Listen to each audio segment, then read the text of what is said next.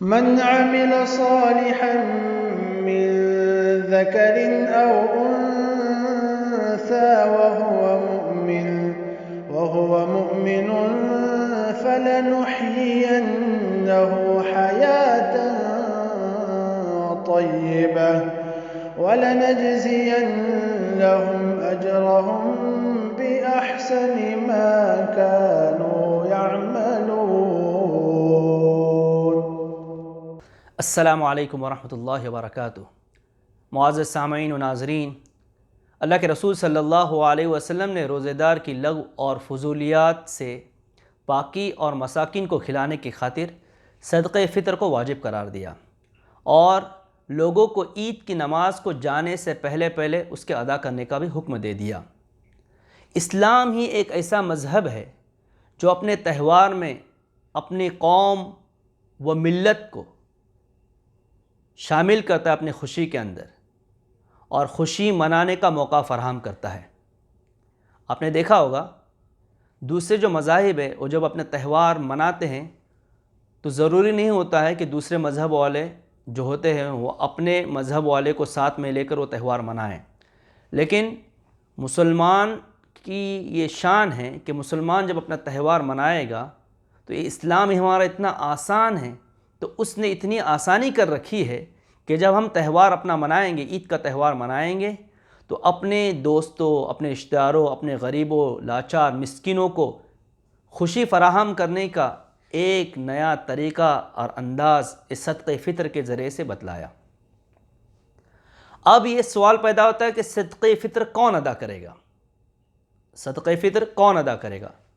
ایک مسلمان کو اپنی جانب سے شرعاً اپنے زیر کفالت مسلم افراد کی جانب سے ادا کرنا واجب ہے۔ صدقہ فطر کون ادا کرے گا؟ کون ادا کرے گا؟ ایک مسلمان کو اپنی جانب سے شرعی طور پر اپنے زیر کفالت جو مسلمان افراد ہیں ان کی جانب سے ادا کرنا واجب ہے۔ اب جس کے پاس اپنے زیر کفالت افراد کے لیے عید کے دن کا اور بعد میں آنے والی جو رات ہوگی اس کے کھانے پینے کے اخراجات سے زیادہ اگر ہو تو اس صورت کے اندر ان تمام کی طرف سے صدقہ فطر ادا کیا جائے گا۔ زکوٰۃ کے بقدر نصاب ہو یہ کوئی ضروری نہیں، اتنا مال ہونا چاہیے کہ سال گزر جانا چاہیے ضروری نہیں، اتنا پیسہ ہونا چاہیے کہ 25,000 تک اس کی مقدار پہنچے ضروری نہیں۔ عید کے دن اور آئندہ آنے والی جو رات ہے اتنا اگر خرچہ اپنے جو زیر کفالت ہے اس پر خرچہ کرنے کے بعد جو بچتا ہے اور یہ ہے کہ آپ ادا کر سکتے ہو تو صدقہ فطر ان کی طرف سے بھی ادا کرنا واجب ہوگا۔ یہ میں نے بتا دیا آپ کو کہ صدقہ فطر کون دے گا۔ اب سوال پیدا ہوتا ہے کہ صدقہ فطر کس کو دیا جائے گا؟ تو زکوٰۃ کے جو 8 مستحقین ہیں، انما الصدقات للفقراء والمساکین، ہم نے زکوٰۃ کے بابت جو ویڈیو بنایا تھا اس کے اندر بتلا دیا تھا کہ 8 لوگ جو ہے ان کو زکوٰۃ دی جائے گی، تو صدقہ فطر بھی 8 لوگوں کو، وہ 8 قسم کے لوگ ہیں ان کو دیا جائے گا۔ لیکن بعض یہ بھی فرماتے ہیں کہ چونکہ طعامۃ للمساکین ہے، یہ مسکین کے لیے ہے خاص کر، تو مسکین سے جو نچلا درجہ فقیر کا ہے تو فقیر اور مسکین کو بھی دیں گے، صرف دونوں کو دیں گے تبھی کوئی حرج نہیں ہے۔ تو صدقہ فطر کون دے گا بتلا دیا گیا، کس کو دے گے یہ بھی بتلا دیا گیا۔ اب سوال ہوتا ہے کہ کب دیا جائے گا، کس وقت میں دیا جائے گا؟ تو فطرہ جو ادا کیا جاتا ہے اس کے 5 اوقات ہیں، میں آپ کو بتاتے چلو 5 ہیں۔ ایک تو وقت وجوب ہے، مطلب وہ وقت واجب ہو جاتا ہے صدقہ فطر ادا کرنے کا، رمضان کے آخری دن کے غروب سے واجب ہو جاتا ہے، مطلب چاند رات جہاں ہو گئی اب ہم کو صدقہ فطر ادا کرنا واجب ہو گیا، ایک۔ دوسرا ہے وقت جواز۔ وقت جواز مطلب پورے رمضان میں کبھی بھی آپ صدقہ فطر ادا کر سکتے ہو۔ اور آپ نے دیکھا ہوگا عامةً یہ ساری چیزیں ہیں، اب اجتماعی طور پہ چونکہ صدقہ فطر ادا کیا جاتا ہے تو 21ویں روزے سے 22-23ویں روزے سے ہی لوگ صدقہ فطر جمع کرنا شروع کر دیتے ہیں اجتماعی طور پر، تاکہ مستحقین کو اس سے پہلے مطلب نماز سے پہلے مل جائے۔ تو وقت جواز پورے رمضان میں کبھی بھی اگر کوئی ادا کرے تو ادا ہو جائے گا۔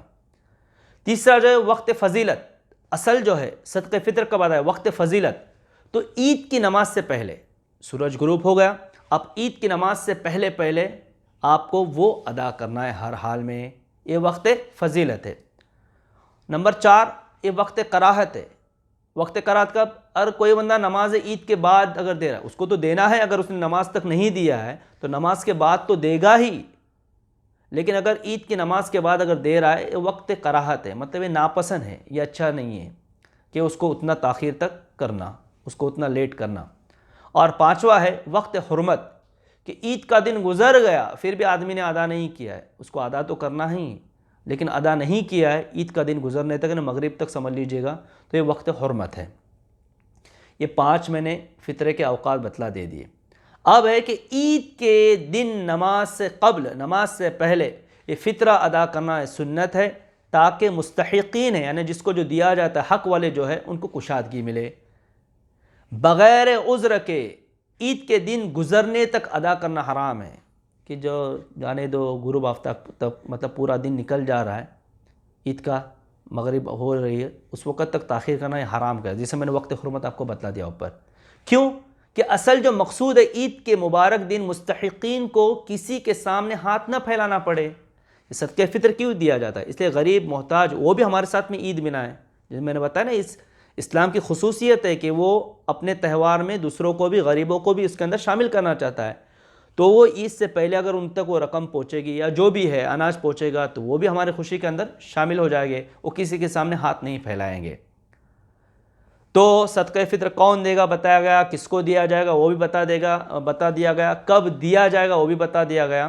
اب ہے کہ اس کی فطرہ جو دے رہے صدقہ فطر، اس کی مقدار کیا ہوگی، مطلب کتنا ادا کریں گے۔ تو حدیث پاک کے اندر تھا 1 صاع اناج، 1 صاع اناج جو تقریباً 2 کلو 400 گرام ہوتا ہے، جو تقریباً کتنا ہے، 2 کلو 400 گرام ہوتا ہے۔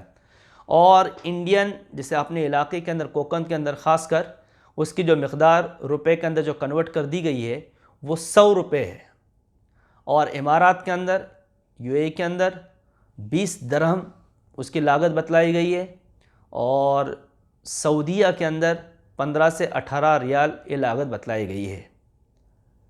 اب ہمیں کیا کرنا ہے، پیسہ دینا ہے یا اناج دینا ہے؟ تو امام شافعی رحمۃ اللہ علیہ کے مسلک کے اعتبار سے قیمت ادا کرنا کافی نہیں ہے۔ اگر کوئی 2 کلو 400 گرام اناج جو ہے اس کی قیمت ادا کرنا چاہے تو یہ ادا کرنا کافی نہیں، امام شافعی کا مسئلہ ہے، بلکہ بستی کے غالب اناج کا ہی اعتبار ہوگا۔ البتہ دور حاضر کے اندر ابھی جو سچویشن جو ہے، صرف لاک ڈاؤن کی نہیں، جو پیسہ جمع کیا جاتا ہے ضرورت کے اعتبار سے، پھر آدمی کو جو چیز چاہیے وہ پرچیز کرے گا، خریدے گا، تو البتہ دور حاضر میں امام ابو حنیفہ رحمۃ اللہ علیہ کے مسلک کے اتباع کرتے ہوئے قیمت ادا کرنے میں کوئی حرج نہیں ہے۔ جیسے میں نے بتا دیا کہ 2 کلو 400 گرام کی جو لاگت ہے، قیمت جو ہے اپنے انڈیا کے اندر، کوکن کے اندر، وہ 100 روپے بتلائی گئی، مطلب ایک بندے کے حساب سے، ایک بندے کی طرف سے 100 روپے دیا جائے گا، یا تو تم اناج دو یا کہ 100 روپے دو۔ تو امام ابو حنیفہ کے مسلک کے اعتبار سے، یعنی ان کی اتباع کرتے ہوئے ہم کیا کریں گے، قیمت کے ادا کرنے میں کوئی حرج نہیں ہے، کیونکہ آج کل جو اناج ہے کہ اناج کے مقابلے میں قیمت جو ہوتی ہے وہ فقیر کے لیے زیادہ نفع بخش اور اصل مقصود کے حصول میں بہتر ہے۔ پیسہ دیں گے تو اس کو جس چیز کی ضرورت ہے وہی چیز لے گا نا، ورنہ سارے لوگ اگر اناج وہاں پر دے دیں گے تو پھر بیچارہ پھر گوشت کے لیے کہاں سے پیسہ لے کے آئے گا، گوشت کہاں سے، گوشت تو اس وقت میں کوئی نہیں دے گا اس کو۔ شیرخرما گھر بنانے کا ہے تو وہ ملک لانا ہے، دودھ لانا ہے، اور اسی طرح ڈرائی فروٹ لانا ہے، میوہ خشک میوہ جات جو لانا ہے وہ کہاں سے لائے گا، وغیرہ وغیرہ۔ تو امام ابو حنیفہ کے قول کے مطابق اگر دیکھا جائے تو قیمت بھی ادا کی جا سکتی ہے، لیکن حتی الامکان حدیث کے مطابق اناج ہی دے دیں، اور اس پر عمل اگر ناممکن ہو تو مجبوراً قیمت کی ادائیگی بھی کر سکتے ہیں، یہ روا ہے، جائز ہے۔ اللہ تبارک و تعالیٰ سے دعا ہے کہ اللہ تبارک و تعالیٰ یہ جو عید ہے وہ ہمارے لیے برکت کا ذریعہ بنائے، خیر کا ذریعہ بنائے، ہمارے لیے مغفرت کا ذریعہ بنائے، اور جو وبا اور مرض جو پھیلا ہوا ہے عالم کے اندر اس کے ختم ہونے کا ذریعہ بنائے۔ اللہ تبارک و تعالیٰ ہم سب کو موت سے پہلے موت کی تیاری کرنے کی توفیق نصیب فرمائے، اور جو باتیں بتائی گئی اس پر عمل کرنے کی بھی توفیق نصیب فرمائے۔ یہ جو ویڈیو ہے، ہمارا چینل جو ہے مولانا توصیف عبدالحمید کے نام سے، اس کو آپ سبسکرائب کیجئے۔ آپ دیکھ رہے ہیں مفید اور انمول باتیں آپ کو ہمارے چینل کے ذریعے سے پتہ چل رہی ہے، تو یہ سلسلہ جاری رہے، ساری رہے، اور آپ کا اس طرح کا تعاون رہا تو ہماری بھی ہمتیں بڑھتی ہیں، اور کچھ ویڈیوز ہم پھر اپلوڈ کرتے ہیں تاکہ نفع عام ہو، ساروں کے لیے اس کا فائدہ ہو۔ اللہ عمل کرنے کی توفیق نصیب فرمائے۔ وما علینا الا البلاغ۔